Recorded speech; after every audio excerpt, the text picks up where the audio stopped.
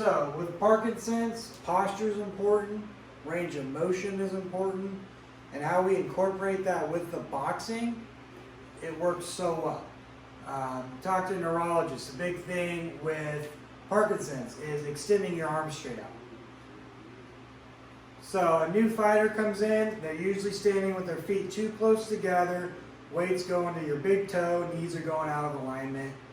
They're not confident in fully extending their arm out. Some take a step because they don't feel comfortable.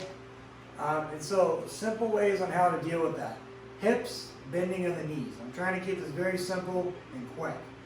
So one thing is get your feet outside your hips, bend the knees so the weight's on the outside of your feet. And then with the punching, I like to show things without the arms because they're distracting. So if I'm throwing a left punch, I bend my knees, my left hip comes forward, and then I pull it back to counterbalance myself. And the reason why is if you throw a punch and you don't pull your hip back, naturally you'll kind of step forward or you go off balance. Maybe you miss a punch. But if you throw a punch, bend the knees, the hip comes forward, and then you pull it back, you'll be nice and stable. So that makes a big difference on your posture, on your balance, and your stability. So keep that in mind. When you open a door, bend your knees first, then pull the door back. Engage the hips, bend the knees, pull the door back. You see my hips are moving.